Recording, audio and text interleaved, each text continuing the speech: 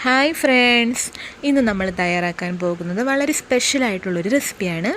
നമ്മൾ ചില റെസിപ്പി കഴിക്കുമ്പോൾ ഇതെങ്ങനെയാണ് തയ്യാറാക്കിയതെന്ന് ചിന്തിക്കാറില്ലേ? അതുപോലെ നല്ലൊരു നാടനായിട്ടുള്ള നല്ല ടേസ്റ്റി ആയിട്ടുള്ള ഉള്ളി ബീഫാണ് നമ്മൾ തയ്യാറാക്കാൻ പോകുന്നത്. ഇത് വളരെയധികം എളുപ്പത്തിൽ തന്നെ തയ്യാറാക്കാൻ പറ്റുന്നതാണ്.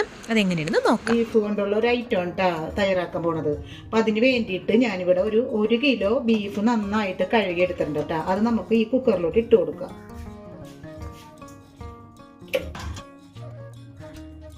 ഒരു 3/4 ടീസ്പൂൺ മഞ്ഞൾപ്പൊടി ഇട്ട് കൊടുക്കാം കേട്ടോ. ഒരു 1.5 ടീസ്പൂൺ ഉപ്പിട്ട് കൊടുക്കാം കേട്ടോ. എന്നിട്ട് നന്നായിട്ട് മിക്സ് ചെയ്തിട്ട് കൈവച്ച് മിക്സ് ചെയ്യാം. എന്നിട്ട് ഇത് വേവിക്കാൻ വെക്കാം. ഇതിലൊട്ടും വെള്ളം ചേർക്കാണ്ട് നമുക്ക് വേവിക്കാം കേട്ടോ. കാരണം ബീഫിൽ നിന്നുള്ള വെള്ളം തന്നെ ഇറങ്ങി വന്നിട്ട് ഇത് വെന്തോളും. അപ്പം ഒട്ടും വെള്ളം വെക്കണ്ട കേട്ടോ. മൂടി വെച്ചിട്ട് 6-7 വിസിൽ വരെ വേവിക്കാം. ഓരോ കുക്കറിൻ്റെ ഇതനുസരിച്ചിട്ട് ഇരിക്കും. അപ്പോൾ എൻ്റെ ഒരു കുക്കർ എന്ന് വെച്ചാൽ അതിലൊരു 7 വിസിലെങ്കിലും വന്നാൽ എന്നാൽ അപ്പോഴേ നന്നായിട്ടൊന്ന് വെന്ത് കിട്ടുള്ളൂ. അപ്പോൾ നമുക്കിത് വേവിക്കാൻ വെക്കാം കേട്ടോ. ഇനി നമുക്ക് വേണ്ടത് ചെറിയ ഉള്ളിയാണ് കേട്ടോ. അപ്പം ഞാനിത് ഉള്ളി എടുത്ത് വെച്ചിട്ടുണ്ട്. ഇതൊരു 2 കപ്പ് ഉള്ളി ഉണ്ട് കേട്ടോ. ഒരു 500 ഗ്രാം ഉള്ളി എടുത്തിട്ട് പൊളിച്ചെടുത്തതാണ്. അപ്പം നമ്മുടെ ബീഫ് ഉള്ളത് 1 കിലോ ബീഫാണ് ഉള്ളത്. അപ്പം അതിന് 500 ഗ്രാം ഉള്ളി എടുത്തിട്ടുണ്ട്. അപ്പൊ ഇതൊന്ന് നമുക്ക് ചതച്ചെടുക്കാം. അപ്പൊ അരച്ചെടുക്കരുത്, ചതച്ചെടുക്കണം കേട്ടോ. ഇനി നമുക്കൊരു ചട്ടി വെച്ചിട്ട് അതൊന്ന് ചൂടായി വന്നപ്പോഴേക്കും ഞാൻ ഇതിലോട്ട് വെളിച്ചെണ്ണ ഒഴിച്ചു കൊടുക്കണം. ഒരു 2.5 ടീസ്പൂൺ വെളിച്ചെണ്ണ ഒഴിച്ചു കൊടുത്തിട്ടുണ്ട് കേട്ടോ.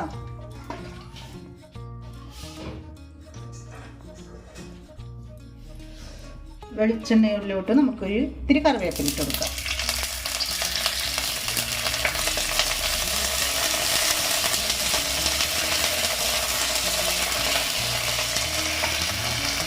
നമ്മൾ ചതച്ചെടുത്ത ചെറിയ ഉള്ളി ഇട്ട് കൊടുക്കാം കേട്ടോ. ഈ രീതിയിലാണ് ഞാൻ ചതച്ചെടുക്കണം. അപ്പം നമുക്ക് ചതച്ചെടുക്കാം. ഇതൊന്ന് നന്നായിട്ട് വഴറ്റിയിട്ട് ഒരു ലൈറ്റ് ബ്രൗൺ നിറമാവുന്ന വരെ വഴറ്റിയെടുക്കണം കേട്ടോ. അപ്പം ഞാനിപ്പോൾ ഈ ഇറച്ചി കറി വെക്കാനായിട്ട് ഒരു ചെറിയ ഉള്ളി എടുത്തതെന്ന് പറഞ്ഞാൽ ചെറിയ ഉള്ളിയാണ് ഈ ഇറച്ചിക്ക് ടേസ്റ്റ് കണ്ടത്. സവാള ഒരു മതിരിപ്പുണ്ടാവും. അപ്പോൾ അതിൻ്റെ പേരിലാണ് ചെറിയ ഉള്ളി എടുത്തത് കേട്ടോ. വേറെ മസാലകളൊന്നും നമ്മളിതിൽ ചേർക്കണില്ല. നമ്മൾ ഇറച്ചി വേവിച്ചിട്ട് ഉപ്പിട്ട് കൊടുത്തിട്ടുണ്ട്. ഇനി നമ്മുടെ ഈ ചെറിയ ഉള്ളിലോട്ട് ഇതിന് ഉപ്പിനാവശ്യമായിട്ടുള്ള ഉപ്പിട്ട് കൊടുക്കാം കേട്ടോ. ഞാൻ അതിലോട്ടൊരു 1/4 ടീസ്പൂൺ ഉപ്പിട്ട് കൊടുത്തിട്ടുണ്ട്. അതിട്ടിട്ട് നന്നായിട്ടൊന്ന് വഴറ്റിയെടുക്കാം. അപ്പം നമ്മുടെ ഉള്ളിയൊക്കെ നന്നായിട്ട് വഴന്ന് വന്നിട്ടുണ്ട് കേട്ടോ. നല്ല ലൈറ്റ് ബ്രൗൺ നിറമായിട്ടുണ്ട്. ഇനി നമുക്ക് ഇതിലേക്ക് ചതച്ച മുളക് ചേർത്ത് കൊടുക്കാം കേട്ടോ. 5 ടീസ്പൂൺ ചതച്ച മുളകാണ് കേട്ടോ ഞാൻ ഇതിലോട്ട് ചേർത്തിട്ടുള്ളത്.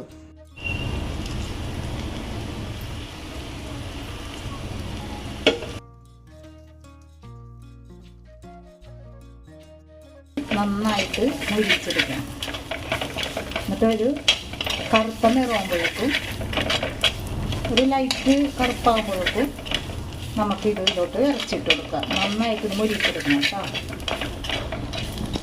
ഉള്ളിയൊക്കെ നന്നായിട്ട് മുരിഞ്ഞ് വന്നിട്ടുണ്ട്. നല്ല കറുത്ത നിറച്ചിട്ടുണ്ട്. ഇനി നമുക്കിത് ഇതിലോട്ട് നമ്മുടെ ബീഫ് ചേർത്ത് കൊടുക്കാം.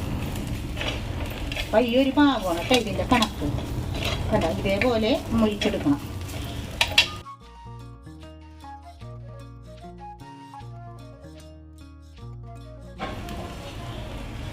നമ്മുടെ ബീഫ് ഇട്ട് കൊടുക്കുക. അപ്പം നമ്മൾ നേരത്തെ വെള്ളമൊന്നും വെച്ചിട്ടുണ്ടായിരുന്നില്ല. ഈ ഇറച്ചിയിൽ നിന്നുള്ള വെള്ളമാണ് ഉള്ളത്.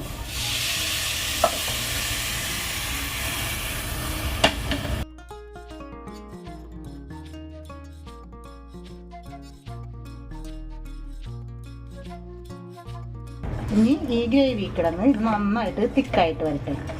അപ്പം നമുക്ക് സ്റ്റവ് ഓഫ് ചെയ്യാം കേട്ടോ. നന്നായിട്ടൊന്ന് തിക്കായിട്ട് വരട്ടെ. വെള്ളമൊക്കെ വറ്റി നന്നായിട്ടൊരു വറ്റി വരട്ടെ.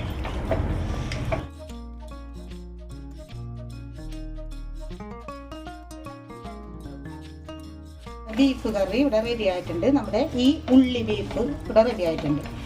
അപ്പം വളരെ സിമ്പിളായിട്ട് തയ്യാറാക്കാൻ പറ്റിയ ഒരു കറിയാണിത്. ഇതെല്ലാവരും ഉറപ്പായിട്ടും ട്രൈ ചെയ്ത് നോക്കണം കേട്ടോ.